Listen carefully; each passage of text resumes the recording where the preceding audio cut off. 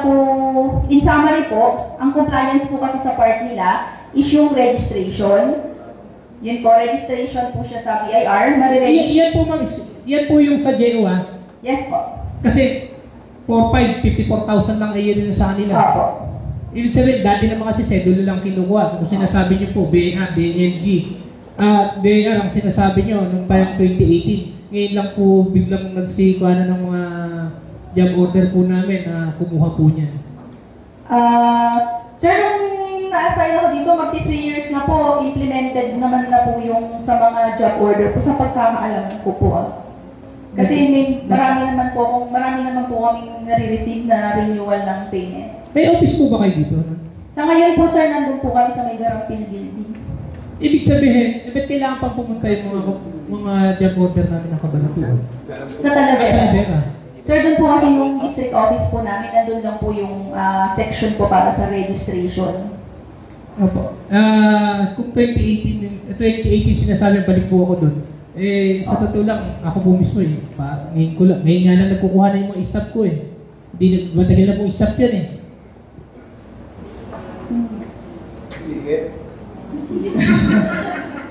At naka-perme sa 3 balik sila. Tama po yun, hindi niyo po hawak yung online na yan. Pero malaking hirap sa mga job order po yan. Bakit po? Masahin po sila dahil pabalik-balik.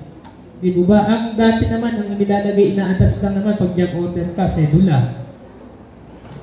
Yun po kasi sir. Hindi pwedeng yun ang gamitin na lang nila, sedula, ang mga job order. Ang contractual na lang kasi kung sa memorandum na hawak mo? Opo, Revenue Memorandum Circular 51-2018 po ng BIR. Opo, kaya lang, hindi sana ako talaga ini-implement talaga yan na gusto. Nung pa yan, hindi na sana naninibago mo yan. Hindi, wala po sana kayo dyan sa kinatatayo nyo. Sabagat tanggap na sana, hindi naman po mga bagong mga job order dito eh. Meron nga dito job order, 10 years na eh. Pero yung implementation po kasi nito, talagang yung parang, ito nga po, RMC 51-2018, parang yung clear implementation po ng registration para sa job order. Noong 2018 pa po siya. Pero alam ko po dito sa Gimba, marami din naman po yung naka-register na po sila. Hindi ko lang din po sure kung bakit po yung iba is hindi po siya naging katulad ng mga naunang meron po silang registration. Kung ano pong naging implementation niyo po dito. Kasi dati na po silang may mga registration po yung mga job order. Ibig sabihin talaga po kayong nagpursige po dyan para kay sa aming mga DO na kumuha po sila niyan. Hindi po si PO. Yan, sa opisina niyo po ang talagang nag-utos na kumuha ang mga DO po namin ng mga BA nila. Nag-utos? Nagbigay po ng memo na i-implement po ni HR. Accounting office po yan. Sa accounting po ba nagaling yung ano mo?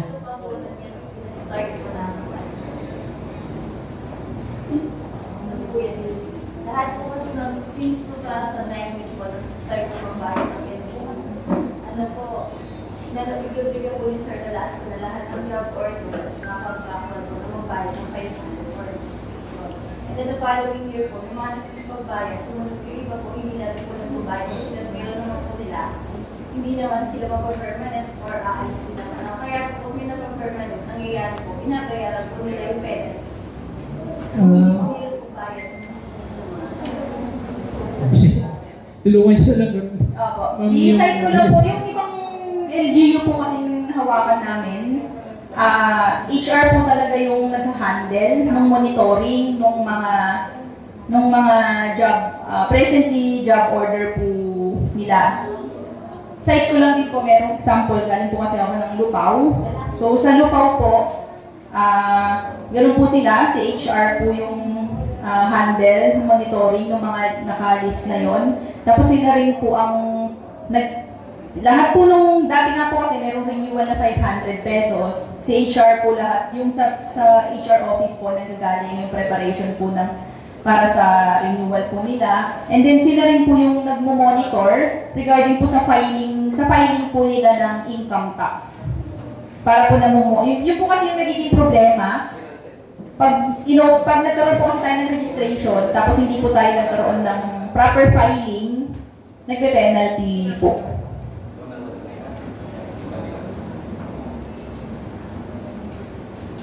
Sige po, Madam Chair, alam kung yun po yung pamantayan ng ating minamahal na BIR, na sana lahat ng bayan i-implement po yan. Opo, sir. Naka-implement. Tama po kaya sa HR po dapat manggaling sapagkat sa kanila po galing lahat ng mga tao para ng mga empleyado nasa kanila po i-file ng mga empleyado dito para hindi po sila nabibigla. Ano po? HR po kasi sila ang may hawak lahat sa lahat ng bayan. Sila naman po may kilala sa mga tao para bago po pumasok po dito sa umpisa pa lang, makakuha na rin sila talagang bilan. Ang recently po namin yung pinareceive na letter po sa HR, yung regarding naman po sa compliance sa part po ng LGU Gimba as the parang withholding agent po nung mga registered job order po na yun. So sa HR po siya pinareceive kasi sir, base po kasi sa mga experience nga po namin sa ibang bayan, yung HR po ang nag-handle po regarding po sa compliance po nila dito po sa regulation po na ito ng BIR. Kung sakali, dito po pala kayo nag-opisina, paano natin matutulungan yung mga job order namin na mas mapabilis sila dito na lang sa'yo? Kung Hindi pwede po, po hindi po siya possible, sir, kasi system-generated po yung registration. Ibig sabihin, kung system doon sa computer, doon lang ba may computer sa Calavera? Opo, doon lang Hindi kayo pwedeng mag-online dito sa opisina nyo, gano'n? Hindi po, sir. Transfer mo, ano? Opo, sir. Sa ano lang po, sa may Talavera lang po. Yun lang po sa district office po namin. Nandun lang po kasi yung machine? Yes, sir. System po ng BIR para po sa registration. Ay, ano lang pong ginagawa niyo po dyan, naging po dito sa... Bali, under po kasi kami, under po kasi kami ng collection section. So, more on monitoring po kami ng mga taxpayer, mga implementation, collection po, sa collection po ng tax. Wala talaga magagawa ang JO eh. Maraming salamat po. Sige. Ma'am, nais ko lang po linawin po, kasi nabanggit niyo na 2018 pa ito implemented. Yes po. Pero may mga taon na hindi sila nagbabayad. Ito ba, magkukulang po ba ito ng kung sino o allowed po ba ito dahil may penalty naman?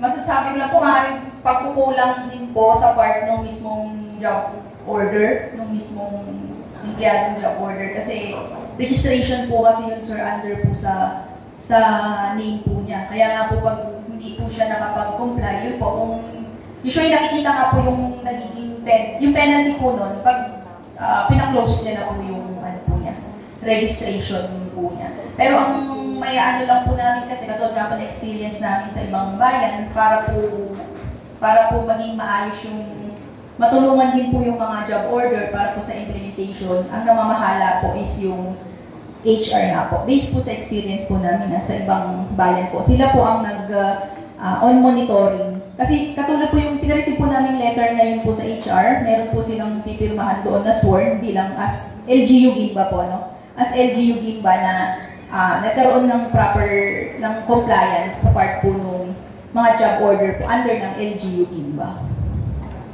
Ma'am, para clarify ko lang po para naka-record. Pag sinabi ko registration po ng ano po ito?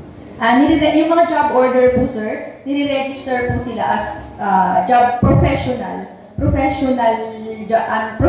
under ng job order contract. Katulad din po ng kinaklasify din po sila sa mga katulad po ng mga professional, doktor, ganun po, abogado. Consider din po sila as professional, pero meron po silang special tag katulad sa parang sa BIR po na para po sa monitoring po, under po sila ng job order. Pero ma'am, nabanggit ko ni Consultant Ming, yung annual income nila, di ba exemption naman sila sa tax? Yes sir, pag below 250,000 po, yun po yung threshold po natin ng exemption. Exempted po sila on paying taxes, pero hindi po kasi sila exempted on filing. Exempted po siya sa payment, pero hindi po siya exempted sa filing. So, kailangan po natin siyang i-file, or particularly po yung, kung narinig po nila yung Form 1701, 1701A, yun po yung ginagamit po natin. Ito file lang po nila, kailangan po lang nag-online filing po. Pag wala po kasing payment, meron pong apps si BIR doon na i-online filing po natin yung 1701 po. Opo.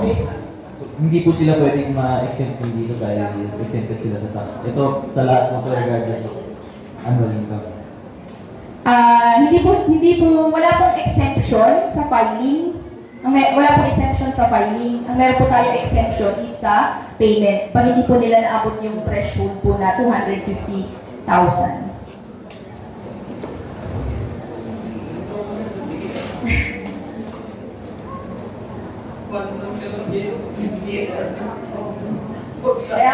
Kaya po yung ano nga po, based po sa experience namin sa ibang LGU, para po yun po ang tulong namin.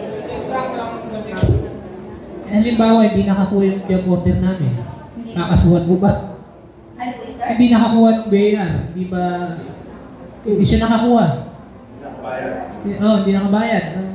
Yung ganun po, sir, ang health liable po doon is LGU Gimba. Kasi kayo po ang nagsicertify niyan. Meron pong ano yan na ito po yung mga employed under po sa job order po nyo sa LGU Gimba. So bilang kayo po yung withholding agent niyan na government agency, kayo po ang health liable para po doon sa pagkukulang po or compliance sa part po ng mga dapat na nagawa sa part po ng job order. Po?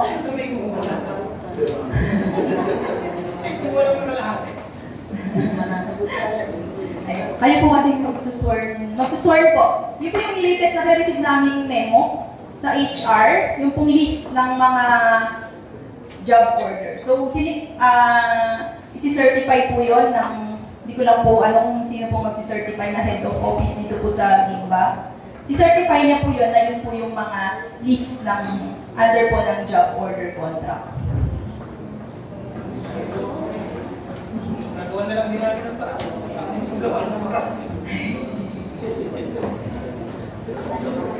Kaya saan na sa'yo? Clarification po sa August 1. Kung wala na po, maraming salamat po for the invitation. Thank you very much po.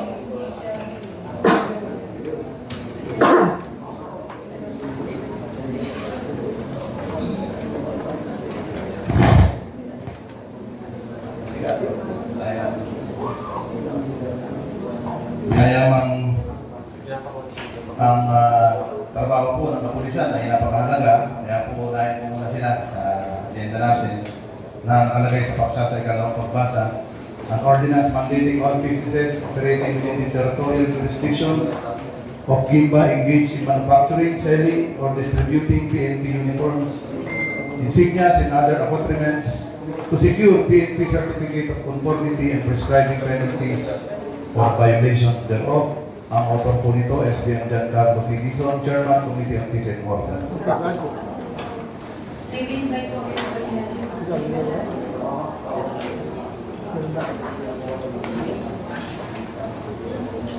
Madam Chair, for background lang pero alam ko naman alam ko. Meron po kaming proposed ordinance na may letter po kasi na itinabati po sa Sangguniang Bayan regarding yung authorization ng pagbebenta po ng mga uniform, yung mga logo para sa mga iba-ibang tao po. Isa po sa nakalagay na dahilan dito sa letter ay yung kadahilanan na mayroong mga nabibiktima ng mga nagpapanggap po ng kapulisan dahil ginagamit po yung logo ng PNP at mga ibang uniform na ginagamit nila para makapanloko. So ito po, ordinance na gagawin namin na kailangan po ng authorization mula sa PNP para makapagbenta po ng mga uniform, insignias, mga iba-ibang kagamitan ng PNP para maiwasan po yung mga ganitong panloloko. So ito po sir, ano pong masasabi niyo na order ba ito sa national o sa probinsya na pinabako dito? Actually sir, from higher headquarters sa galing sir sa national po. Para po maiwasan, dahil nga po dumadami yung nagiging biktima po ng nagpapakilala ng police, then gumagawa naman po ng krimen like robbery, hold up, or the worst, kumakatay po ng innocent na civilian. Kaya po nagkaroon po ng initiative ng ating higher ups na kung maaari po ay na-implement na mabigyan po ng permiso ito pong mga nagbebenta ng ating pong mga uniforms and other insignias ng authorization. Ibig sabihin po, pag wala pong authority, ito pong mga nagtitinda na ito, bawal po sila. Kasi karamihan po ng ating pong mga kababayan na nagbebenta po ng mga uniforms and other insignia ay para po sa kanilang pangsarili lamang po. Hindi na po nila iniisip yung security po or safety po ng ating pong mga mamamayan, lalo na po pag ginamit itong mga uniform na ito sa mga hindi magandang aktibidades.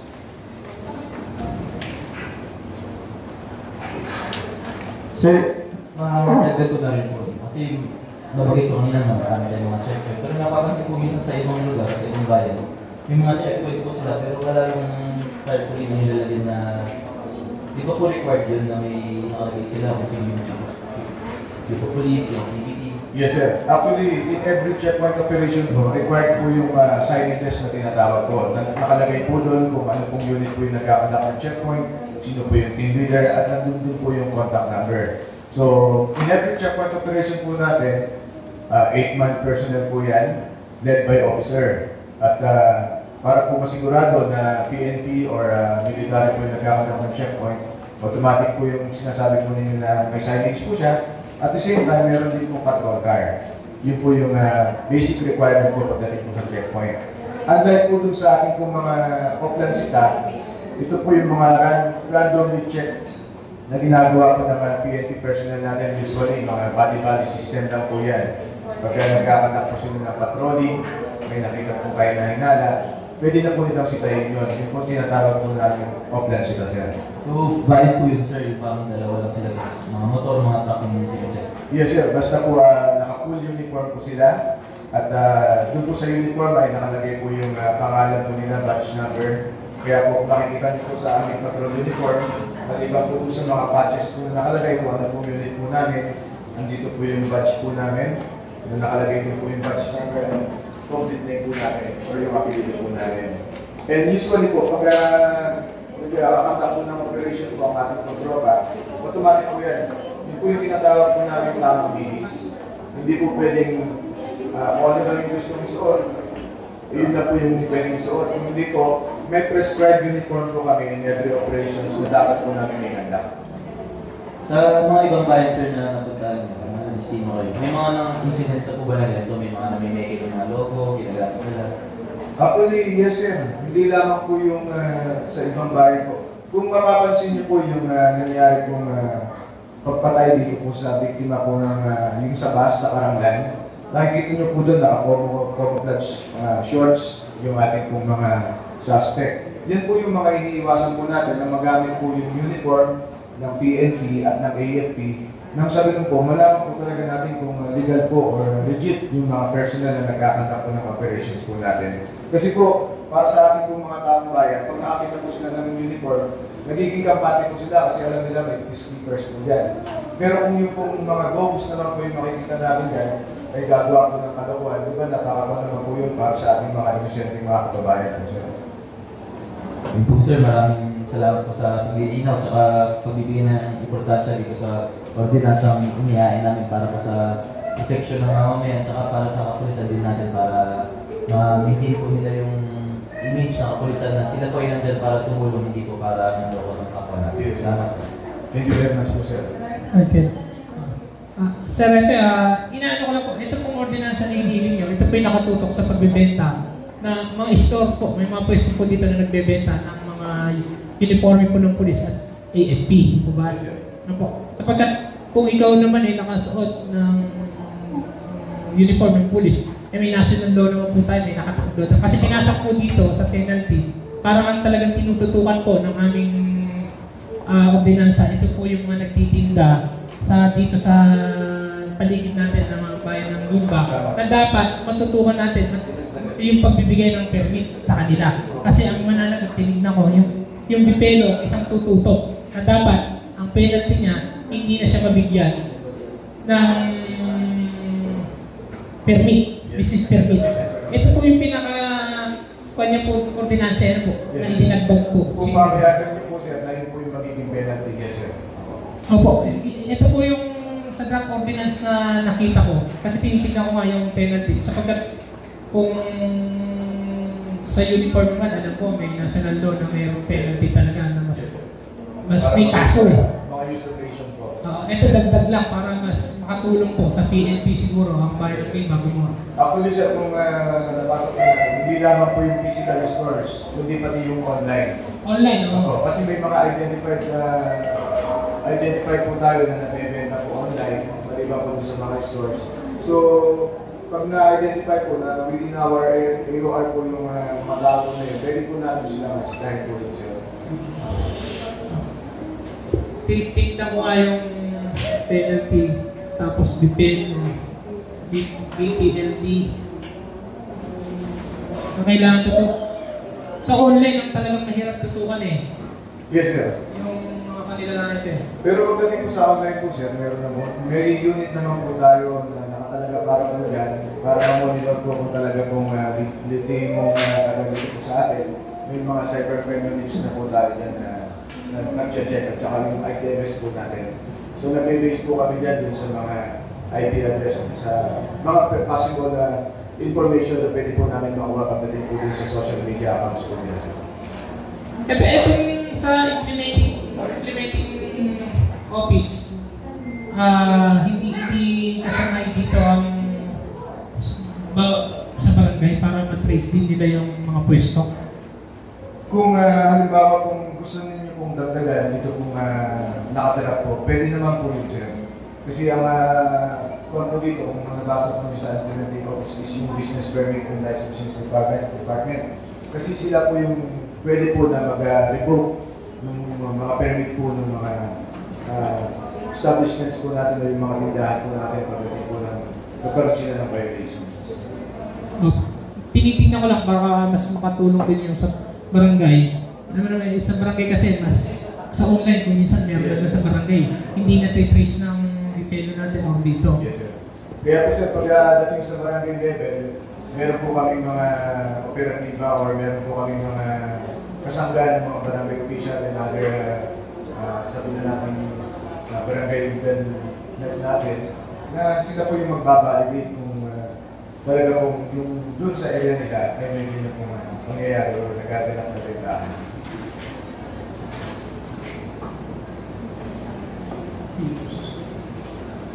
Sige, datiyan na rin sa lahat. Meron ko clarification sa mga kung alam mo, thank you so much po. Explanation sa Thank you very much.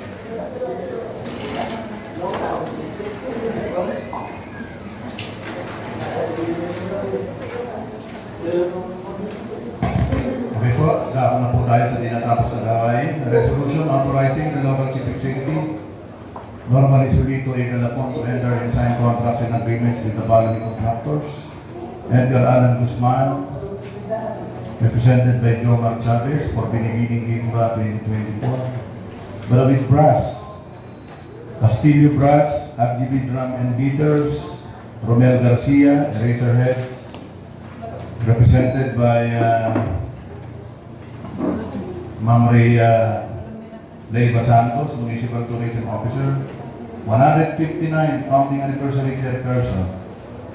Sa kanila pong invitation, kasama pong 6 na representative ng contractors regarding the proposed granting of authority to the local chief executive, Mayor Galapon, to enter and sign various performance and entertainment contracts and agreements. Narinig po si Ma'am Rhea.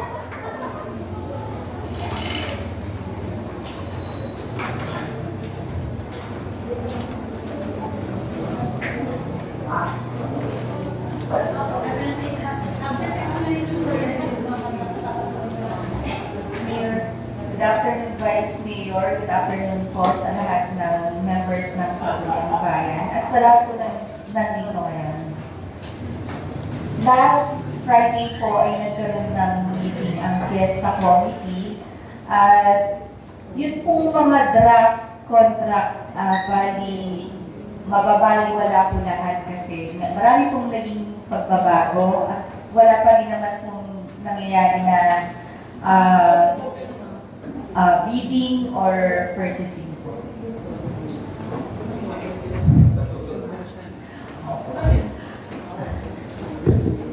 Maganda. Paano po yung wala na po yung gagawin contract dito? Kasi wala pa naman pong nangyaring meeting dahil marami pong changes na nangyari. Nag-meeting po kami Friday. Inaano po namin na dapat, kasi mas maaga, alam naman po. Umpisa na po nila eh. Umpisa po ng mga program na rin po yata natin ng February. Yes po, Konsehal. Mag-start po tayo ng February 19 up to March 24. So, yun nga po, nung Friday lang po nakapag-final ng lahat-lahat. Kasi pagkakaalam ko naman yan, yun po yung gagamitin nyo na kunwari, gagamit po tayo ng pera. Isa po sa magiging tawag magiging katibayan nyo na kami po yung nagbigay ng kapangyarihan po sa inyo na gumamit po ng pera para sa pesta. Diba? Baka mali po kayo kung nagbago agad yung pandit. Taon-taon naman tayo nagpipiesta. Ano naman na po dapat natin ang gagawin natin dyan. Konsehal, marami po kasing naikagdag na activity. Sabihin po natin, hindi muna natin na isa na ibang activity. Hindi yung Miss Gimba, Miss Gay, banda. Para makatapos po kami ng trabaho dito sa Bunyang Bayan, mabawasan din po. Hindi naman po natin kailangan iras na sabay-sabay lahat eh. Yung sa banda po kasi, yun nga po, yung medyo... Kasi malahat pera din yung Opo, yun nga po. lalabas Kaya na. nga po, nag-meeting po muna, opo, nagpapabalik po kasi. Pwede po nung sa inyo. Tinarinig sa yung committee ng fiesta. Yes. Members mo. Opo, wait lang. Parang may nakasal yung Iba-iba niya tayo, may away. Iba-iba may awak, ano? Ano po ba awak niyo nung kaya? Sa pagkakalam po namin, iba-iba po ang may mga Ganito na lang. Sila magpaliwanag ng hanay nila para hindi po kayo, ano? Opo. Pero pwede ko po bang banggitin simula sa first activity hanggang last activity with the event chairman po? Opo, kasi po, ito rin po, ang ginawa ko rin po kasi, kanya-kanyang hawak po per event. Tapos, kanya-kanya rin pong gawa ng budget proposal, pati yung PR po, kanya-kanyang gawa rin po. Opo. Yes po, nagsabit po ako nito sa inyo. Yung first activity po natin, February 19, Trade Fair, Exhibit and Expo. Ang event chairman po ay yung ating DPNO, si Sir Alexander Ongoco. Yes po. Ito na po yung napirmahan po ni Mayor. Sige po, magpapabili. Pasayoks nga muna po natin ng Rhea. Sige po. Pasayoks lang po, bago po pala. Para masundan lang po namin.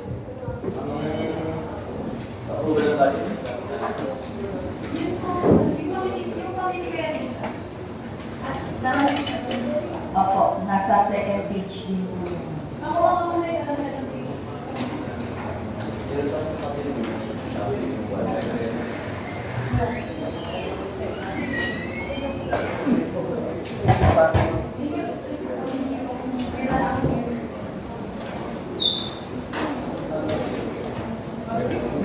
Madam Chair.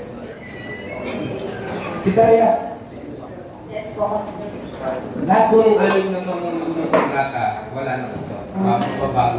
Opo. Habang ini-interview.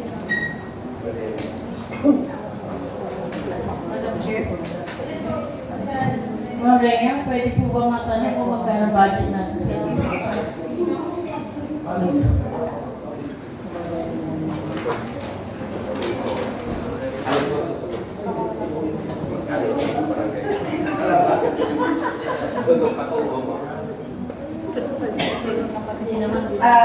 Ito po yung approved budget po ay 3,216,000 po. Tapos yung proposed budget po ay 4,933.29 pesos po.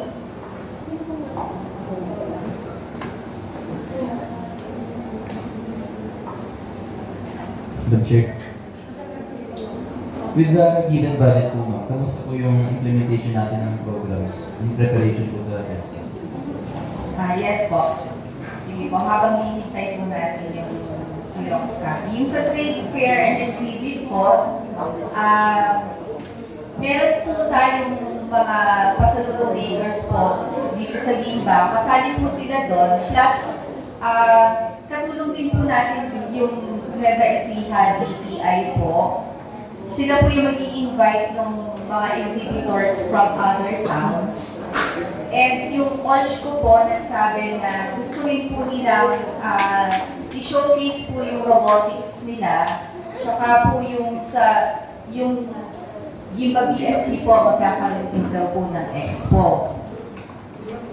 Yung sa Hushuing Gimba naman po, meron po tayong 6 na awardees. Kasama nga po yung dati former SBM Attorney Ver Cabros. Job fair naman po, marami daw pong pupunta dito for the job fair. Mag-aalap po ng mga trabaho. Modern dance competition. Yes po.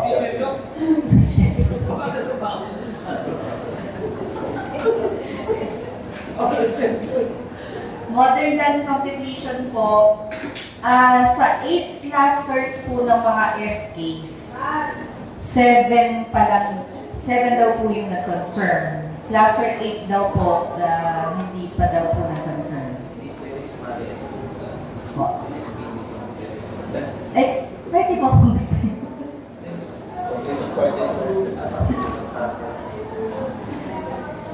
Sa Mr. Team po, nakapag-screening na, nakapag-tutorial na rin po. Kulturang pagtatanghal naman po, mga secondary schools po ito, 12 schools po ang nag-confirm para sa stage 3. Miss Gay po, wala pa po ako nakuha-report sa kanila. Miss Gay? Yes po, masayang event din po ito. Isa po sa mga dinulunod po Miss Gay. Sa po, Hindi po mamaya ng mga tiga-Gimba lang o hindi pa nga po nag-report si Miss Larkin kung exclusive for Gimba yan. Marami naman din po. Sa folk dance naman po, elementary students mo ang kasali, wala pa po daw nag-confirm sa kanila, sabi ni Ma'am Dala. Yung bingo po, under naman po kila Miss Lunini dito. Rag-ragsak gigs po, ito po sana, plano po na may 3 guest band, national band po, 3 local bands po na miyembro po ng Band Association of Gimba, tapos yung Gimba Rappers Association and isang DJ po yung magpo-perform. DJ base po. Na isa rin po sa awardee ng Who's Who in Gimba. Yes po. Barangay Night po, syempre po, yung program po nito, in charge po yung ating ABC President. may budget.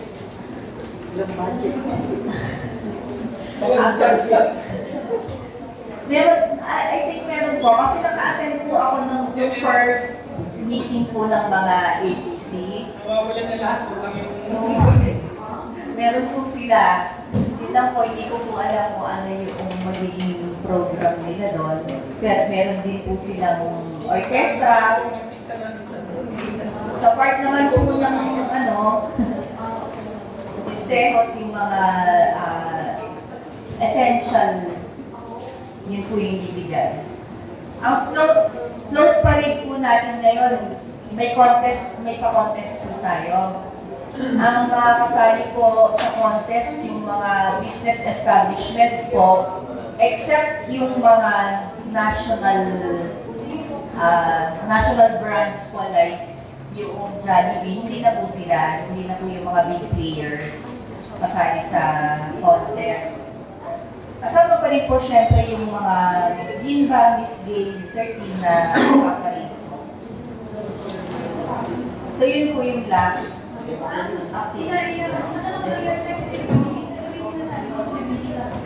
Yes po. Ay, opo. Nag-declare na po sa kanyang barrier members. I was never invited to any meetings po na tungkol dito sa fiesta. I was never part of any meeting and no one ever told me anything po. So, kung naman may pag-usapan nyo sa mga bayan na hindi po ako part nito. Kaya po Pasensya na po.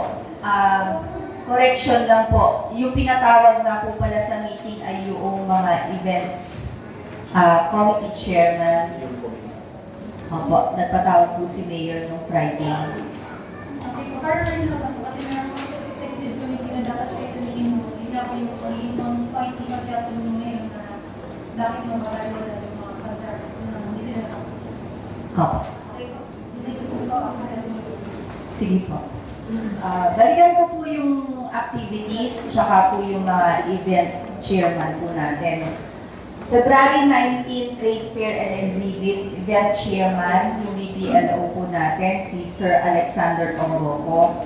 February 20, Husu in Gimba, under po kay Sir Alvin Padre and Gimba Culture History and the Arts Council. February 21, Jobs Fair po, under po sa ating peso, Ma'am Honey Grace V. Sarte. February 23, Modern Dance Competition, under po sa Lido, si kay Ma'am Clarice Tayong.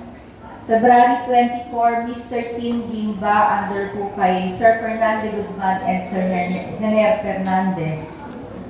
March 1, Kulturang Pagtatanghal, under po sa akin.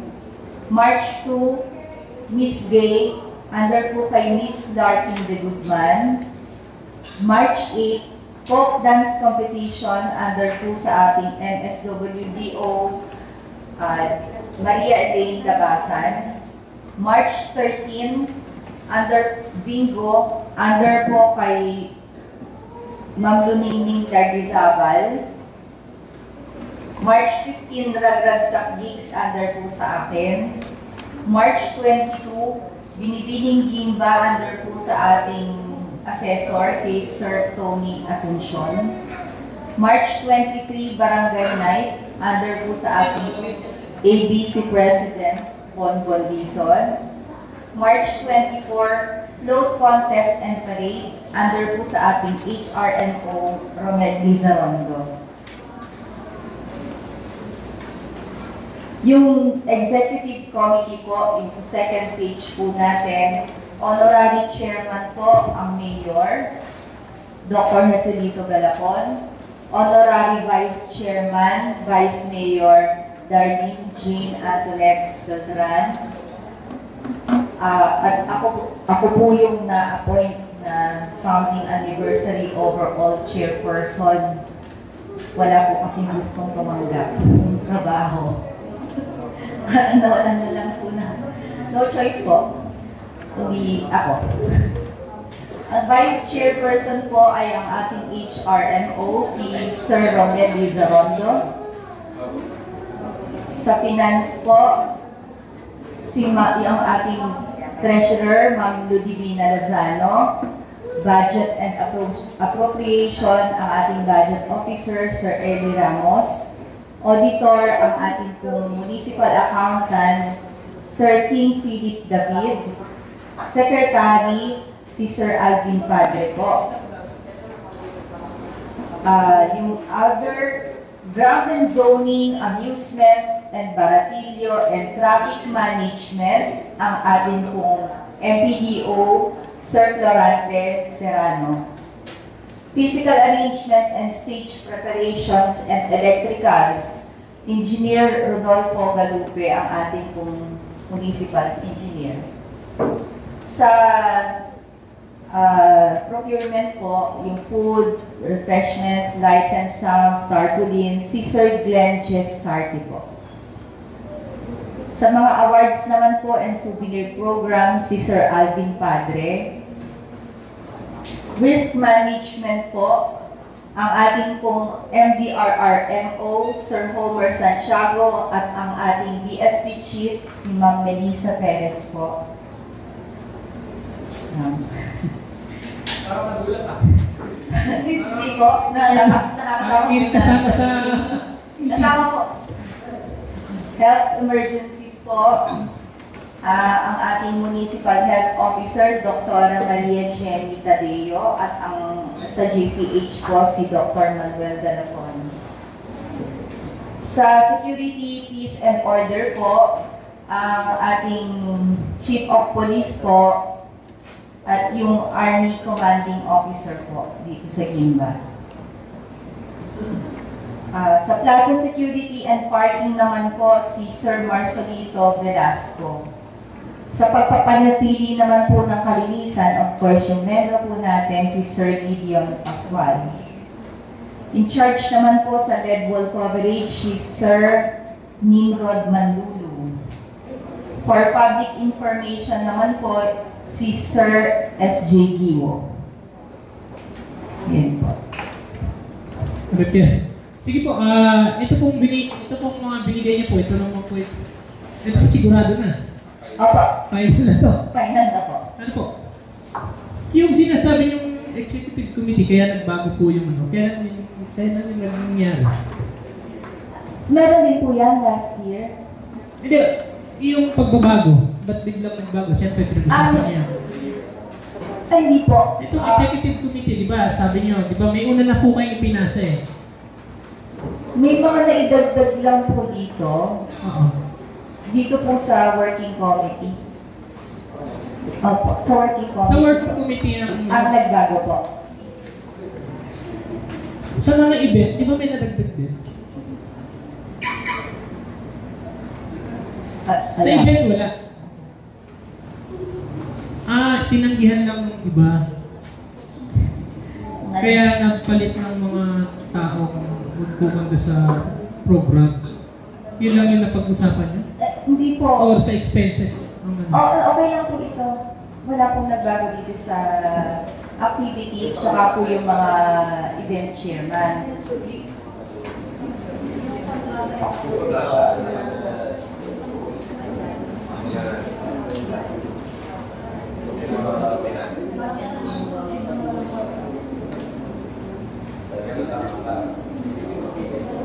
$1.3 dati no?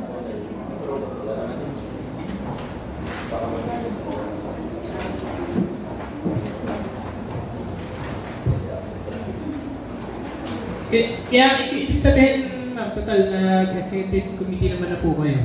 Ngayon, kailangan na po talaga natin may punta po dito yung budget para maisa-isa din po kung sino po yung iaalatan ng PAN para matanong po, halimbawa sa PISG, kung ilan yung pondo, ano ba yung kailangan. Kailangan personally yung mag-organize, siya na rin po magpaliwanag para hindi nyo naman pasan. Kayo naman po bilang head eh. Kayo lang po ang titingin sa bawat programe. Yan naman ang trabaho ninyo dapat eh. Kaya yung sa mga event, kung sino in-assign, katulad nitong may na-assign dito sa may Modern Girls, nakalagay si Clarice. Di siya mag-explain kung ano yung gagamitin niya, may kailangan niya, para matapos po tayo dito sa Sangguniang Bayan. Yes po, pwede naman na po silang ipatawag kasi nakasubmit na po lahat. May hinabol lang po kasi kanina, umaga. February 19 na yun. February 19 na po. May kopya rin naman po ako dito. Kung gusto niyo po.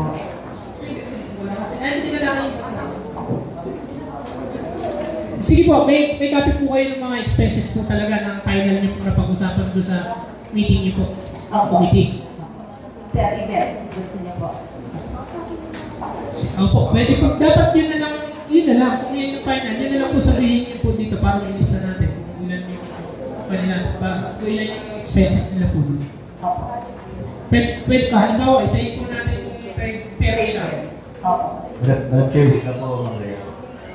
For clarification lang po kasi baka buti nang matagal po baka mas magandang sabi niyo nga po yung head na lang yung magpaliwanag.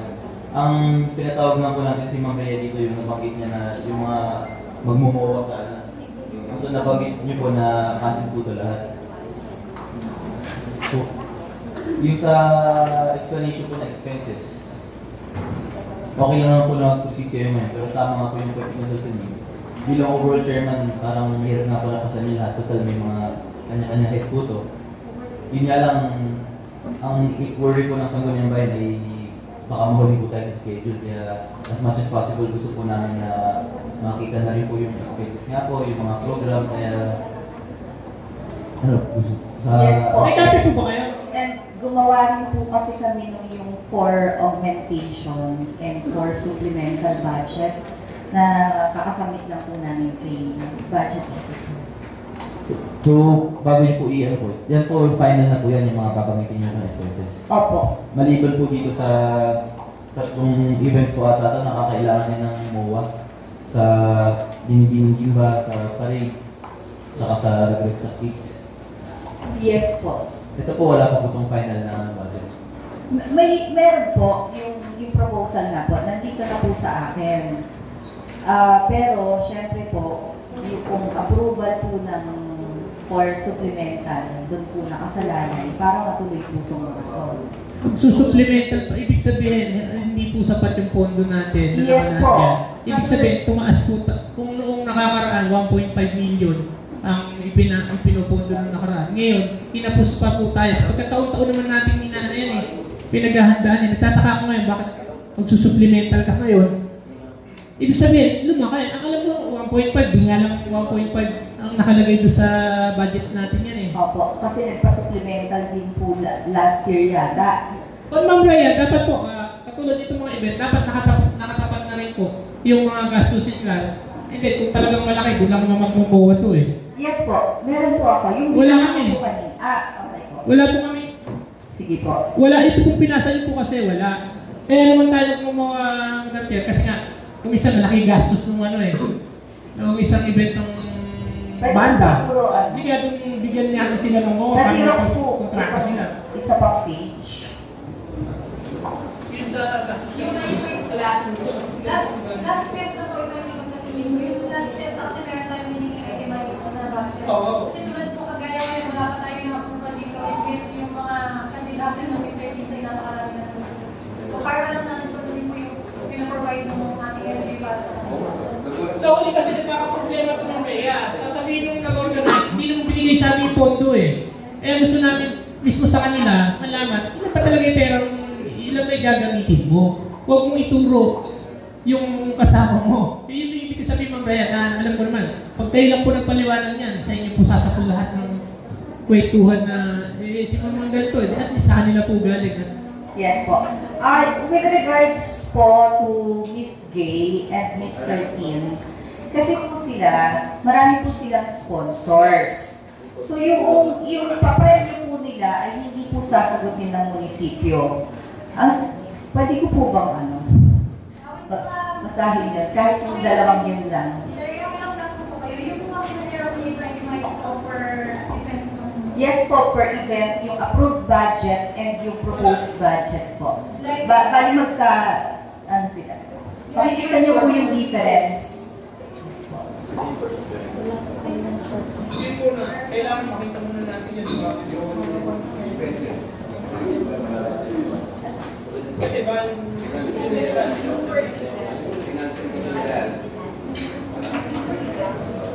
hindi siya itemized per event lang. Yes po. Meron din po yung itemized. Yung itemized sana yung kailangan ng Sangguniang Bayan. Kasi kung nalalakayin natin siya yung kompleto po yung natagyan po tayo. So okay na po sa office body. It's just, meron po naman tayo na dalawang session. Kaya, okay na po naman kaya ng habol yung kailangan po. sige po, ganito na lang. Madam Chair, ganito na lang po para sa mabilisan trabaho Ma'am Rhea ng kasi kailangan ito mabilisan na po para din po sa kasiyahan ng ating bayan po ito. O yung hinihiling po ng ating Madam Chair, tama lang po yan, dapat lahat ng itemized na nakalagay na program po. Yung final na po, yung next Monday naman siguro, kung pa naman yung February.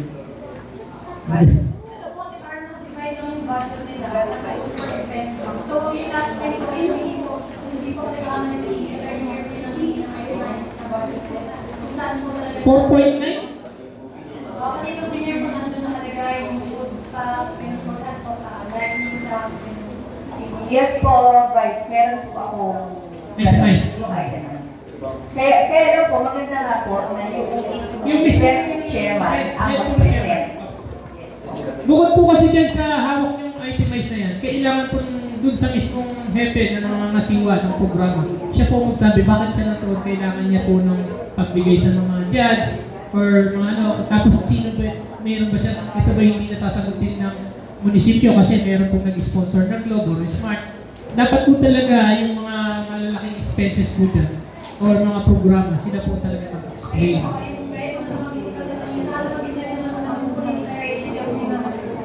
Tawag nila natin. Tapos tawag na. Ganun na lang siguro pagkawag natin tawag ng organizer. Tapos hawak natin yung itemize nila. Tingnan natin yung sinasabi nila. Para di po kami kasi Opo, kasi ako bilang Fiesta Overall Chairman po, isa-isa ko po sila tinitingnan, pero sila rin po yung gagawa naman ng mga para hindi po kasi sila nag-isip yan. Tapos kayo.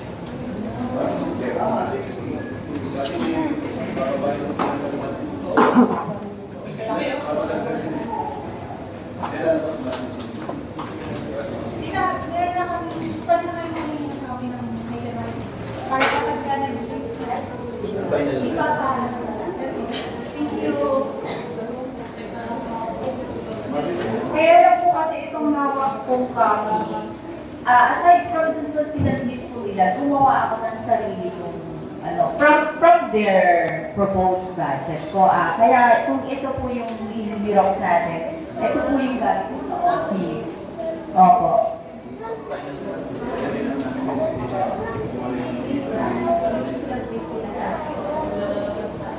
Ang susundin po natin Ma'am Rhea dyan, sigurado yung pong sinadmit po nila.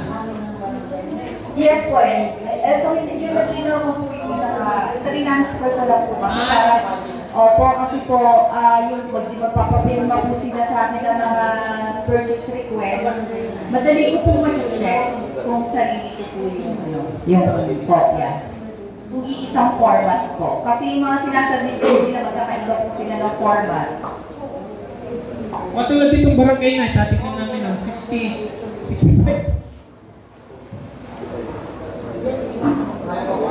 Yes po. Kasi po, ano lang yan?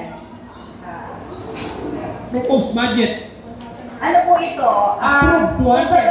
Kumbaga, ano na lang po ito eh. Kami na po yung magbibigay nitong mga to. Itong, yung Fiesta Committee. Tapos po, sila, may magbibigay naman po kasi ng orchestra sa kanila. Tapos may fund naman din po sila for yung food po nila. Ibig sabihin mo ba yan, itong, kasi nakalagay doon sa proposed budget. Ibig sabihin, dito lang po tsaka naman na natin tatalakayin. Happy ako lang itong barangay na 65 ang pinopropose ninyo. Or sino po? Yes po, yun din naman po yung sinabi nila na kailangan nila mga chairs and tables, ganun.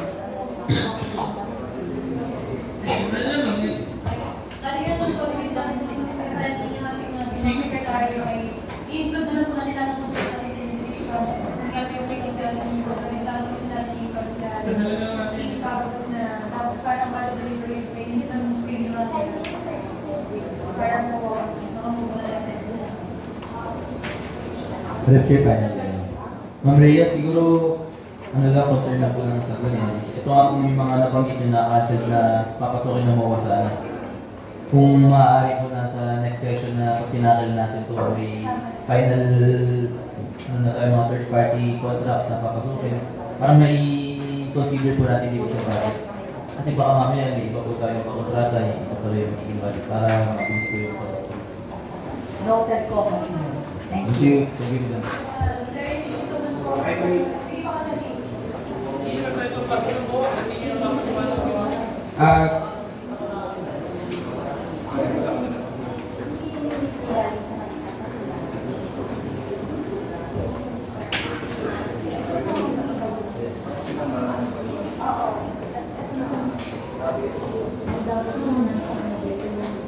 Teacher Rhea, ang pa-request na rin po ako kapag sa susunod na session, yung contract agreement po, kung pwede po sana, paki-detail, yung more on details and specifics po.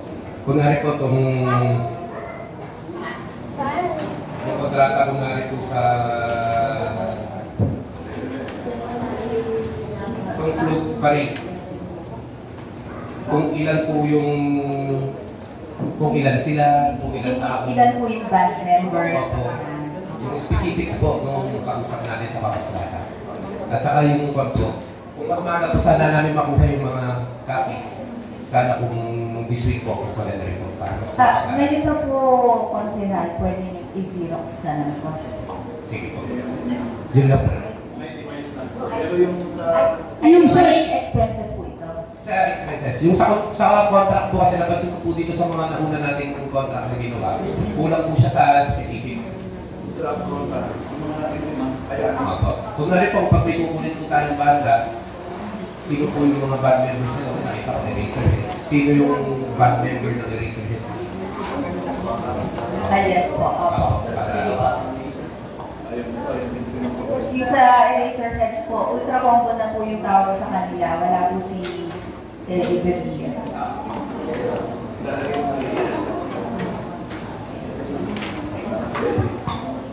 Actually, yung sa ultra combo po, detalyado po yung binibigay nila, yung galing sa kanilang contract.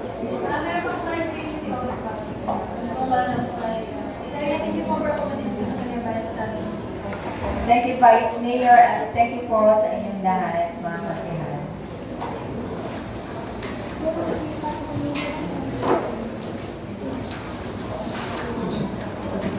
May dala kayong bagong contract sa next month. Kausapin ko po yun, kasi dadaan po sa bank.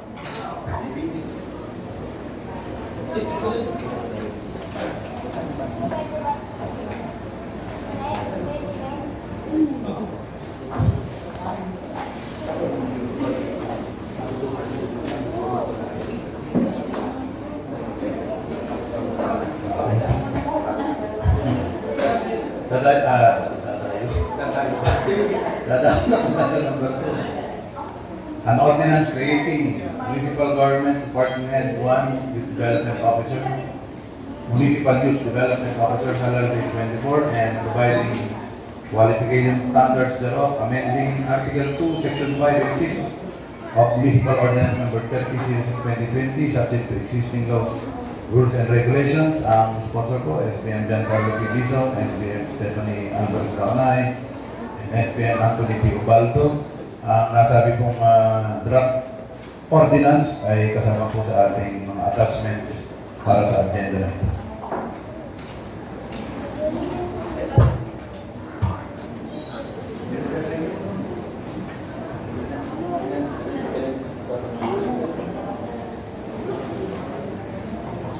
Madam Chair. Itong proposed ordinance po natin ay ilang sessions na rin na tinatalakay. Dahil nga po sa pangangailangan ng posisyon na Municipal Youth Development Officer o yung magiging department head po ng Department ng Local Youth Development Office. Sa kasalukuyan po, meron po tayong Local Youth Development Officer 5 na tayong salary grade po. Pero sa requirements po kasi lalo na sa award ng Seal of Good Local Governance, required po talaga na may Municipal Department Head. Lalo na po kung may kakayanan ang munisipyo na pondohan itong department ito. Sa kasalukuyan po, yung salary grade 24 po na Local Youth Development Officer 5, ito po yung magiging posisyon na i-create natin na Municipal Government Department Head para sa Youth Development Officer. So ito po ay approved na rin sa ating budget. At sa HR naman po natin, ni-require na po na kailangan gumawa po ng qualification standards o yung QS. Yung qualification standards naman po na nilagay natin sa proposed ordinance ay dinasip po sa Republic Act 10742 o yung sa Sangguniang Kabataan, kasama po yung creation ng Local Youth Development Officer at yung sa Municipal Department Head. Kung nakalagay po sa proposed ordinance natin, kung titignan po natin, una-una, preferably not more than 30 years of age at the time of his or her appointment. preferably na po, maaari siyang mas matanda, pero dahil sa local youth nga po siya, preferably na below 30 years of age. Number 2, good moral character. Number 3, must have acquired experience in youth development affairs or involvement in youth or youth serving organization for at least 3 years. Number 4, a resident of municipality of Nimba for at least 6 months. And number 5, he or she shall be appointed by the local chief executive, but in no case is he or she viewed in the fourth civil degree of consanguinity or affinity of the appointing authority. 4 po sa mga requirements nito ay nanggaling po dun sa Republic Act 10742. Maliban po dun sa number 4, which is yung kailangan resident ng Nimba for at least 6 months. Pero minabuti po natin na kasama na po sa requirements para taga-Nimba po ang department head po ng department na ito. So nakakaload po dito sa ordinance na ito yung mga iba-ibang details. Pero yun nga, katulad na nabanggit ko, ito po ay national mandate na required po na may municipal government, ay municipal department head. Kung hindi po natin ito i-create, ay mabababaan na naman tayo ng sulat na may pagkukulang po sa HR at sa municipality natin. Kaya nagkaroon po ng need itong ordinance na ito sa creation po ng position na ito. Salamat po, Madam Chair. Madam Chair, Bonsi Carlo. Question ko lang, hindi ba kasama na yung creation ng office na yun dun sa creation ng SK Act? So, madaling salita, kailangan pa ba natin gumawa ng ordinance to create that office kung nagawa na siya yung office na yun? Kasama nung binuo yung SK Act 10742. Madam Chair, consulting yung point of view yung office, created na po siya, yung department head na po ang walang created position. So yung office po, nagpa-function naman siya as individual office under the LC, the local chief executive. Yun nga lang, wala pong department head, which is yun yung nire-require sa atin. So wala pong magiging changes. Yun nga lang, parang papalitan lang natin yung pangalan ng website ni Ma'am Clarice. Yung local youth development officer, 5 years sa Review 24, convert na parang department head na po yung website niya. Dahil yun yung requirement ko na kailangan. Mas mabuti siguro kasi kung i-abolish natin yung dating office and then i-appoint na lang sa mga branches. Kasi existing na ito, nasa SK law na na may office na gano'n. Madam Chair, ganun po yung, hindi po yung office po, yung position na po. Yung position ng position na Yung position po yung office. Yung creation po nito, alam mo may application po na magaganap dahil ginawa ng requirements. So, kapag wala po nag-a-apply, malamang yung po magkakaroon ng active o OIC. Kasi yung gagawin natin, ang ordinance creating municipal government department head. Ayon sa SK law, existing na yung office na yun. Hindi lang natin nakukuman. Nagtag ko lang po paliwanag para dito po sa ordinance po. Yung pong office po ng youth development, matagal na po created. Nung panahon po namin ng paminaw po, pagkakaalam po nga yung kinukasyon po ni dati ko siya pa kung bakit hindi pa po nalalagyan ng head. Ang ano naman po ng ating KPO, ito po hinihintay pa po nila yung binababang memo ng civil service kung ito po hindi po complete po sa SK. Parang yung paliwanag po na yan eh. Ngayon po, ang huling pagkakababa ni PO, tingil po dito, na kailangan na po natin lagyan ng head sa departamento po ng Youth Development Officer sapagkat katuwang ng ating SK.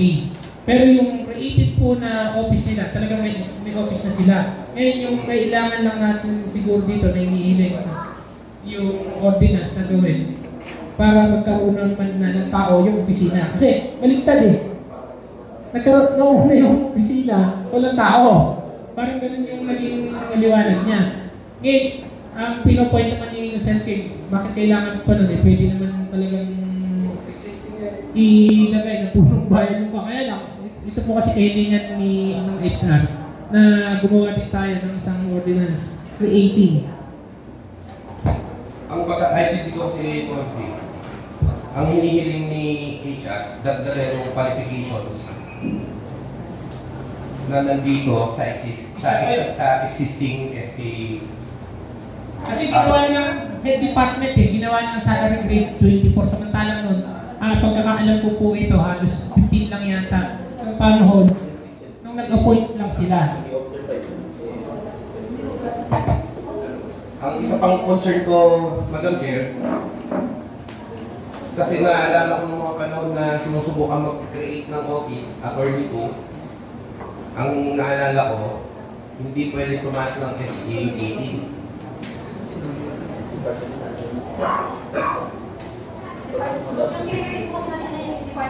Ang department head po ay salary dito. Other than department heads, wala ako pwede yung ibang kapantay yung sweldo ng mga president. Only department heads po na yung may wala kasi sila po sino nakaraang methodology zero. Ang pagkakaroon ng sila video, actually, inamend namin yung qualifications ng LDH para po pumasok yung ating mga kasalukuyan na komponent sa office. Ito naman yata, Madam Chair, pag ito po yung sobra po doon sa salary grade, hindi naman i-accept ng civil service po ito. Babalik po sa atin ito dito sa Sangguniang Bayan na hindi po walang kakayanan ng bayan ninyo na maglagay ng salary grade. Parang gano'n naman, ibabalik naman po nila ito kung sakali. Kaya lang, talagang itinaas po nila yung salary grade. Nilagyan na nila ng opisina para makapaglagay nila ng tao sa Madam Chair, additional explanation na po related dun sa SK law na ni Society. Yung SK law po kasi na may kinalaman sa creation yun nga po sa creation, sa function ng mga sangguniang pangkataan, offices, kasama yung Local Youth Development Council, Local Youth Development Officer. At nakalagay nga po kung may kakayanan ng munisipyo, pwede tayo talaga ng Municipal Government Department Head, which is really requirement na rin po sa mga munisipyo bilang highly functioning na LGU para makompete po yung bawat department. Sabi nga po ni Conselto ni, matagal na pong created itong office na to, yun nga lang, may mga tao siya, walang department head. Ang nag-function po dito na parang department head, yung position ko na NYDO5, si Ma'am Doris na yan, na nabanggit po na iba yung requirements sa department head. So itong ginagawa po natin na pag-create ng position, kaya iba yung requirements. Dahil ito po yung nasa batas na requirements, which is iba dun sa current position. So yung feeling ko yung pagkakaintindi ko po kung sila yung point ko niya is para magiging redundant po ba na meron na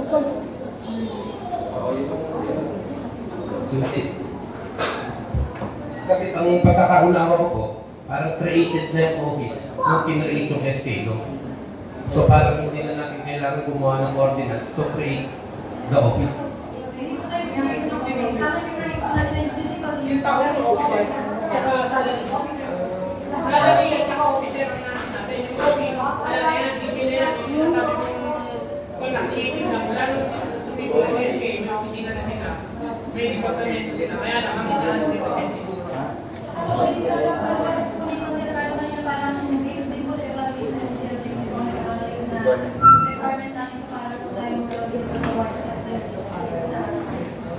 Madam Chair, for clarification, baka yung confusion kasi tama nga naman na meron na yung Local Youth Development Office 5 na salary grade 24. Kapag tinalik po natin ito ma-abolish dito or ma-vacant po yung position nyo para hindi po magkaroon ng redundancy para maiayos na po yung dapat na position at trabaho na meron doon sa departamento nito. Position titles po para po makuha sa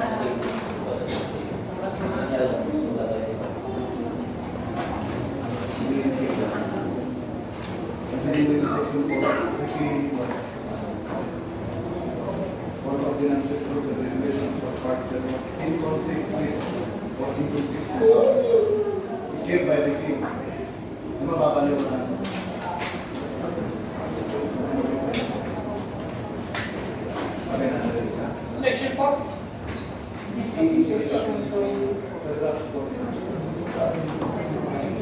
declare ko yung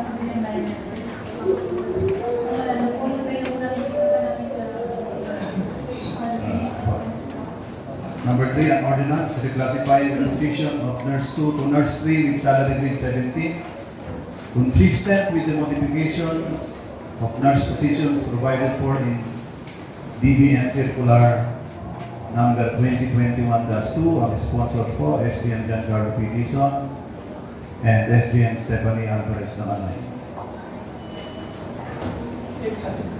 Madam Chair. Ito naman pong ordinance na to para sa posisyon ng Nurse 2 na gagawing Nurse 3 na-discuss natin po last week with our HR. Ito nga po yung tinanong ko sa kanya na bakit parang isa-isa binababa ng national yung mga pinapalitan ng job titles. Bale, ano lang po ito eh.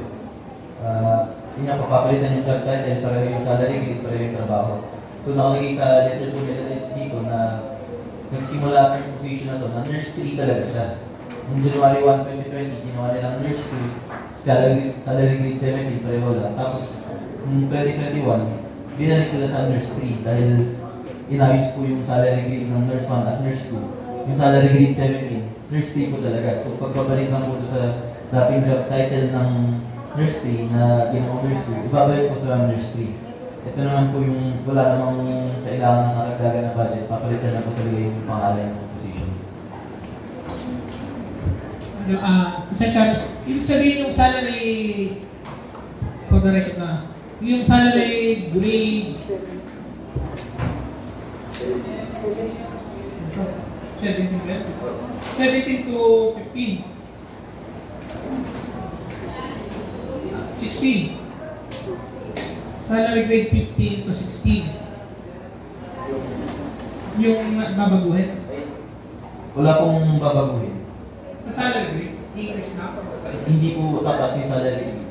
Kapalitan na po yung title. Kasi yung salary grade 17 pang Nurse 3.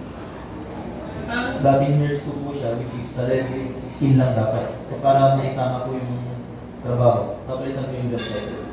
Ibig sabihin, mawawala yung Nurse 2, papasok yung Nurse 3. Hindi siya mababakante yung Nurse 2. Wala. Akala ko, nag-create tayo ng Nurse 3. Sigaret. Di-demolish yung 2. Itataas na isa yung kanila, no? Salary grade. Kasama, para tumas yung salary grade. Kasi kung mananatili silang Nurse 2, hanggang ang salary grade lang nila, hindi na kaya niya katanong. Kaya ko naman natanong, baka ako mabakante naman yung Nurse 2 na pwede mag-play pa rin. Ano pala hindi? Demolish na rin yung Nurse 2. Kasi Ay, hindi po. Papalitan na po yung pangalan. ano yun na? Walang ma-approach. Wala na lang yung budget. Maraming salamat naman.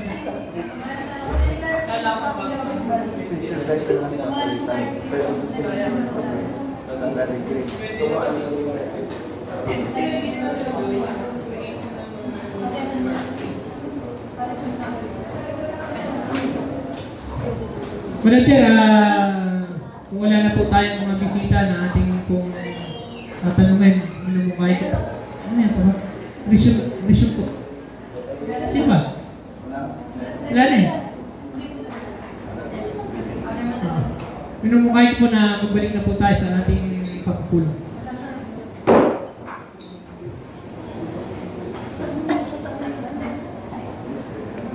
Madam Chair.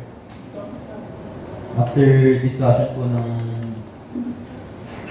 dinatapos sa gawain number 2 and number 3, kung wala na pong katanungan or clarification, I move for the approval of an ordinance creating the Municipal Government Department Head or Municipal Youth Development Officer, salary grade 24, and providing qualification standards thereof, amending Article 2, Section 5 and 6 of Municipal Ordinance number 30, Series of 2020, subject to existing laws, rules, and regulations, and an ordinance reclassifying the position of Nurse 2 to Nurse 3 with salary grade 17 consistent with the modifications of nurse positions provided for in the Department of Budget and Management Circular number 2021-2. So, Madam Chair. Here, the motion from Carl Dizon, matters under the business number 15. This kind of call motion.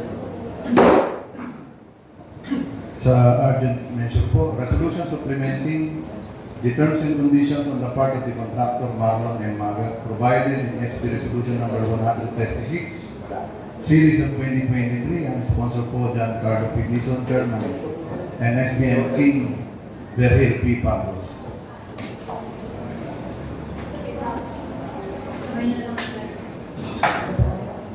Ginabala ba? Wala po. Walang sabi.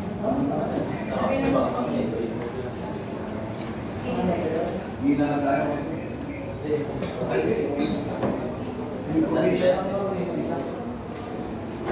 Kaya kasi yung dati po yan.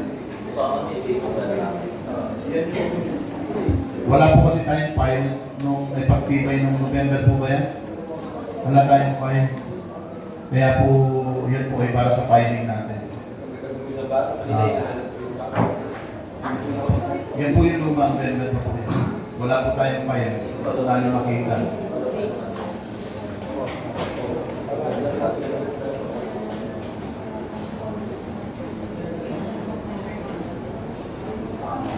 Madam Chair, nung nakaraang pinatawag po natin si Mr. Magat regarding nga po sa safety ng rides, napagkasunduan po na may amendments na idaragdag para sa protection po ng mga sumasakay.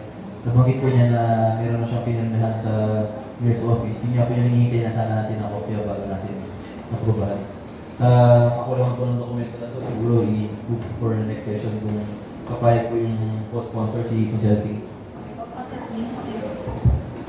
I agree yun, Madam Chair.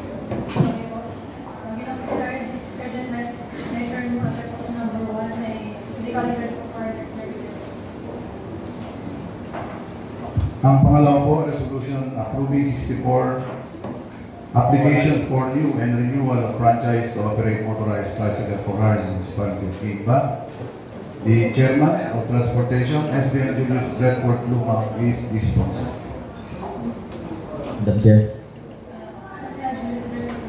muli po may idinulog sa ating resolution approving 64 applications for new and renewal of franchise to operate motorized tricycles for hire in the municipality of Nimba ay iminumungkahi po natin pagtibayan. Meron pong kaya ng pasyalan po sir ng mga pagkibay na po. Urgent matter number 4. Hearing of the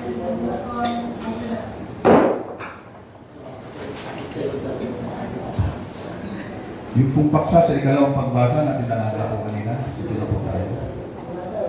Madam Chair, narinig naman po natin yung explanation kanina ng ating bagong chief of police sa kahalagaan po ng pag-protect natin sa ating mamamayan sa pag-iwas po sa panloloko ng mga gumagamit ng mga hindi authorized na kagamitan ng pulisan. Kaya itong ordinance ang binaba natin ay para po sa peace and order na nais ko pong ipasa na ang ordinance mandating all businesses operating within the territorial jurisdiction of Imba engaged in the manufacturing, selling, or distributing of PNP uniforms, insignias, and other accoutrements to secure PNP certificate of conformity and prescribing penalties for violations thereof. Ay subo ba natin?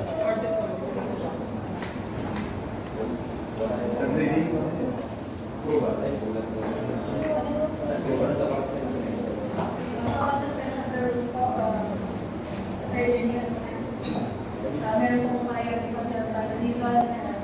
Approval po ang pagsasaling yung pagbasa number 1 po. Hearing of the motion of Sabi Mayor Consultant Dizon. Motion.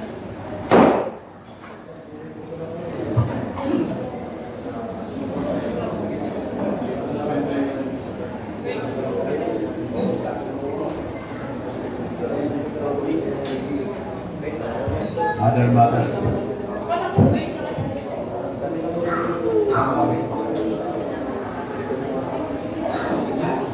Narito po EPE, ang Bureau of Fire Protection sa Fire Department.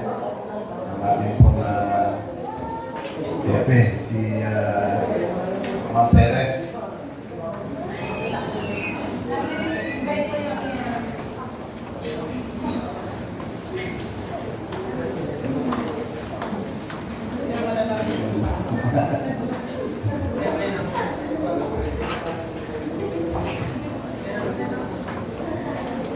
Magandang hapon po sa ating lahat, lalo na po sa ating Madam Chair at sa ating mga magalang-galang na konsehal ng bayan. Okay, sir.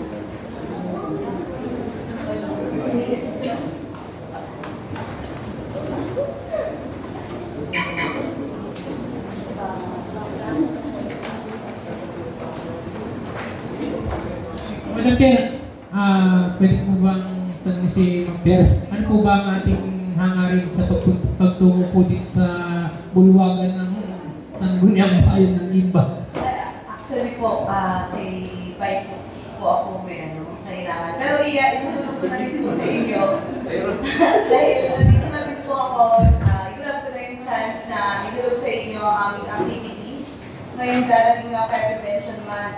At isa nga po sa main activities ng ating Fire Prevention Month in observance po ay ang second Community Fire Olympics po, barangay category. Kung last year po, naalala niyo po, first Community Gimba Fire Olympics po natin in partnership po sa ating PNP, DJFP, DepEd, SA sa Bugang Mabataan, Visa, at rescue po natin. Ngayon naman po, partner po kami ni Sir Homer na idala naman po ang ating Fire Olympics para sa mga barangay po natin, para ma-activate po yung kaalaman nila kung paano po magkakaroon ng or remedy hanggang wala pa yung bumbero, kung paano po makakula po yung sunog. Yung iba't ibang activities po na gagawin nila na may kaugnay po sa pagpapatay ng sunog. So, na-approve naman na po ni Mayor po, yung letter ko, yung partnership nga po sa MDRR, at okay na din po yung sa budget na, ang nag-review daw po budget na yung sa DRR. Yun po. Ano po may pagbiling ng device sa inyo? Iba po kasi agenda, yun nga lang po, hindi na po ako tulong para makakibaba po sa ating walong cluster po, yung walong cluster ng barangay na magbigay po sila ng mga participants, gano'n. Kada, ano po, meron naman po, nakipag-communicate na po ako kay ATC kahapon. At nagkaroon na po kami ng pagtatakda na mag-meeting po kasama yung mga board of directors po sa Feb 5 or 6. 6. Kay Vice naman po, yun nga po, nag-letter po kay Vice. Hindi ko kasi kami lagi nag-aabot ni Vice, kaya inantay ko na. Pero ang isang main event po ng ating Fire Prevention ay yung roadshow po. Yung roadshow naman po, kung makikita nyo sa mga SM po, yun po yung may mga nagrarapel na bata, mga uniforms ng BFP, mga naka-display po. Yun po. First, in Region 3 po, nabababa po ang roadshow sa station. Mauuna po ang Gimba. Yun po. Ako po ang unang-unang hepe na lumaban sa hamon ng aming provincial fire marshal na ibaba po ang roadshow sa station at nga po, municipality level. So kadalasan po kasi ang roadshow ay main event po ng Bureau of Fire Protection. Sa mga SM lang po talaga siya ginaganap. Ngayon po, dito sa Gimba, idadala po dyan ng ating Special Rescue Force, EMS, EOD, sa ano natin yun. So, yun po, makikita po, mag-invite kami ng mga daycare, elementary, pupils, para sila yung maging bisita namin sa roadshow. Makakapag-rapel sila, makikita nila yung mga BFP uniforms, yung mga ginagamit dito po sa auditorium natin. Para po, ay, sa po ba? Ay, dito, ayun po. Baka po magkaroon ng bago dito. Dito po sa auditorium natin. Hindi po natin sasabihin. Hindi, roadshow po yun. Showcase po natin yung mga kagamitan ng BFP po. And then, magtatayo po kami na ng tower na babaan ng mga bata po. Kaya kung may mga anak-anak po kayo, pwede nyo pong dalhin para first hands po sila na maka-experience po ng aming Fire Square Roadshow. First in Region 3, first in Nueva Ecija. Kayo po ang mauna. Opo, tuturuan po sila doon kung paano din mag-BLS po. Wala yung mapapanood nila yung action na... Iba naman po yun. Meron po kami sa Feb 26 po. I-invite po natin po kayong lahat para sa aming second simulation ng BFP in partnership po sa EOD K9 natin. Special Rescue Force ng TFP, WEPACIHA and DRRM po together with PNP po. Yun naman po yung magta-try kami magpasabog dyan. Yun. And then, i-ano din po natin na mag-rescue po sa ating Ferris wheel. Tinitingnan lang po yung kakayahan po makakayang magbaba ng victim sa ating Ferris wheel. Kung kaya po ng Ferris wheel kasi baka syempre po safety po ng Ferris wheel. So yun, and yun nga po, nag-request po ako kay Vice na mag-upload niyo po. Yun, maraming salamat po sa suporta. Asahan niyo po na lahat po ng ating konsehal ay magbibigay po kami ng letter. Opo! Nag-request letter po para po tulungan kami na maging posible yung mga bagay na imposible activities namin. Kasi hindi po namin makakaya na kami lang. Kailangan po namin talaga ng inyong suporta dahil isa po sa hangarin ko sa aking term dito sa Timba ay maging Best Municipal Fire Station po ang Timba ngayong 2023. Ay 2024, kiniklaim ko na po. So kaya po sobrang dami po ng activities talaga.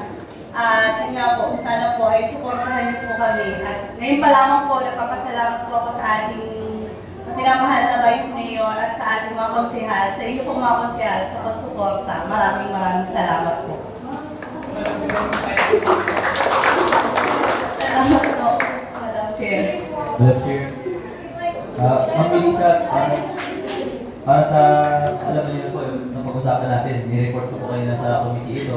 Pero mabuti na rin po yung kayo yung nagpakita dito para ibahagi po yung mga kaganapan at may iba pang detalye. Nakikita naman po namin yung kagalingan po nang simula po na kayo ay naupo ng bilang Fire Marshal. Ang dami pong activities na first in Gimba, first in Mesila, first division D. Kaya laking pasasalamat po namin sa servisyo ang binibigay po ninyo at mga kasama nyo. Asahan po ninyo ang suporta namin sa mga programa ninyo. Kaya huwag po kayong mag-alala. Tapos po pala, isingin ko lang din po, Madam Chair, nag-push through po talaga kay Mayor na magkaroon pa po tayo kahit isa pa pong fire truck. Kasi po, yun nga po, kailan lang pala yun po, nakapag-procure sila ng halagang 3.95 na brand new fire truck po. Budget po nila? Opo. Hindi ko po sure, pero dalawa po yung binili kasi nila eh. Hindi po bigay ng national? Hindi po. Kasi hindi po natin makuha na magkaroon from national dahil nga siguro po sa maraming kadahilanan. Baka po pwede ikatapupod sa inyo. Kasi nung nakaraang sumunod po, meron yatang yung fire truck kung bayan ng Gimba, di ba? nung nakaraang sumunod po, meron po. Isa pong jante natin na palaging nasisira at yung isa po yung galing nga po dito, yung pinahiram po sa amin ng mini pumper.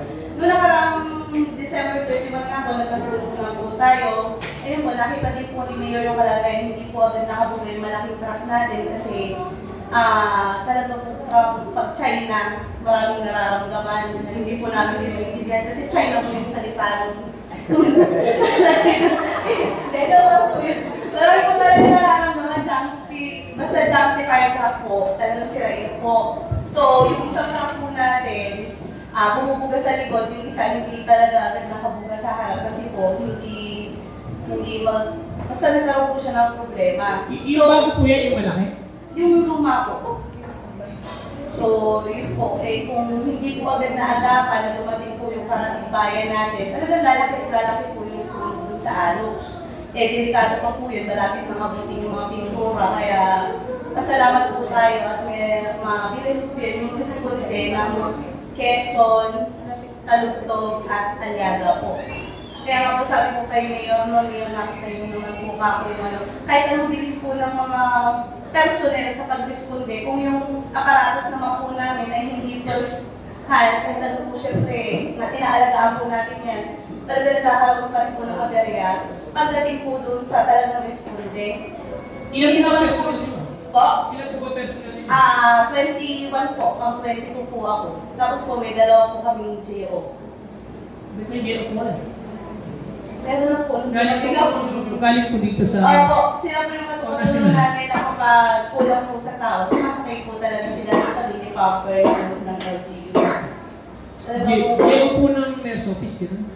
Hindi nilagay doon. Sa amin, Hindi ba katulad po ng mga PNP na may national na pinahire sila? NUP po yun. Walang ganun sa atin. Wala po, depende yung NUP naman po, depende naman din po sa ano nila. Kung ano yung gagawin nila sa amin. Halimbawa sa inyo po, sa PAD, di ba sa PNP, NUP yung nilalagay nila dun parang mga civilian ano po sila. Sa inyo po walang ganun.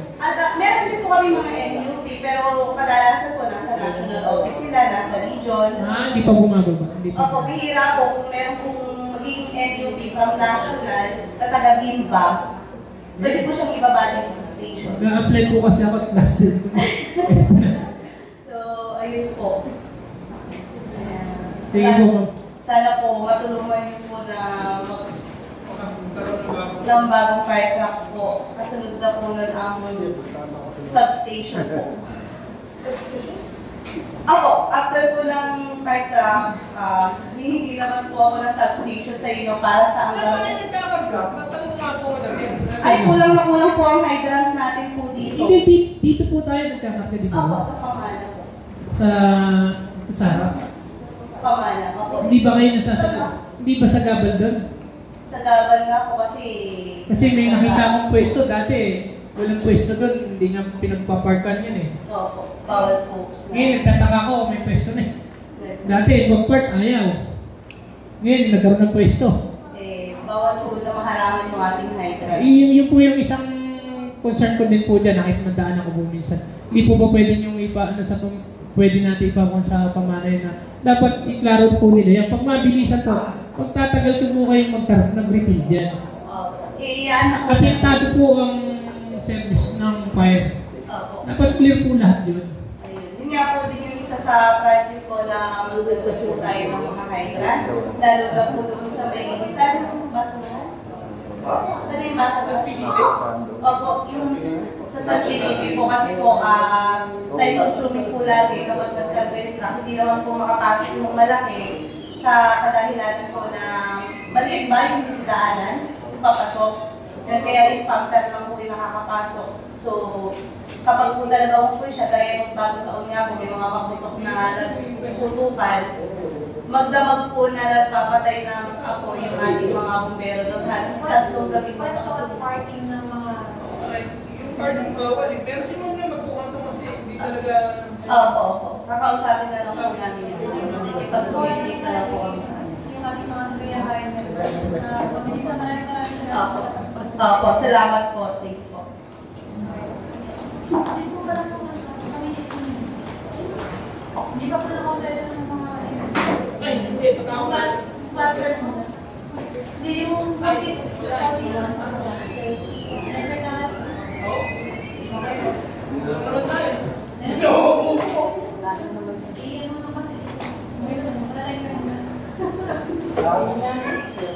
Nakapost na daw.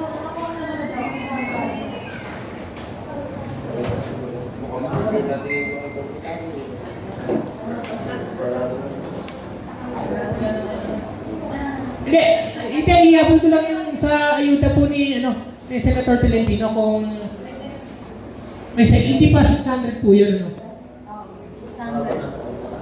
Kasi pa-verify kung sino pa yung mga qualified na talagang makakuha nun.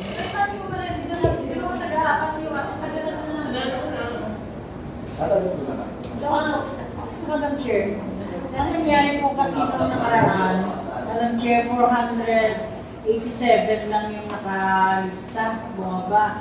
Kaso nga, hindi mayroon pang 113. Yun lang ang pinupunuan natin. Kaso, may mga pangalan na hindi sila nag-claim. Iba yung mga naka-indicate na pagkakakilanlan sa kanila, wrong spelling, kaya nangyari ito nababalik. Ngayon, yung bali 10 barangay ang hindi na-include, Tigo 8, so 80, and then yun natira sa atin yan sa Bunyang Bayan. So napag-usapan namin nila mag-selbuang bot na tatlo na lang siguro ang Sambunyang Bayan doon para ma-reach natin yung 130.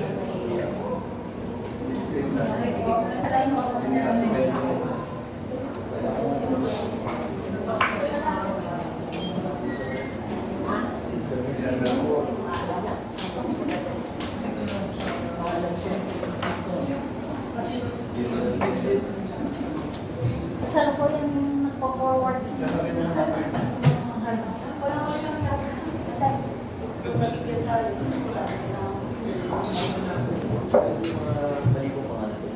Ibalik.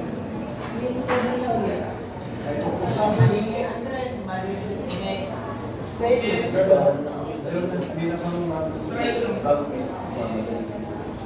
yung mga wrong na yun ang spelling niya.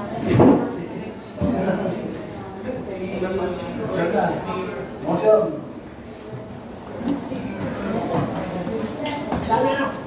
Nakasa po.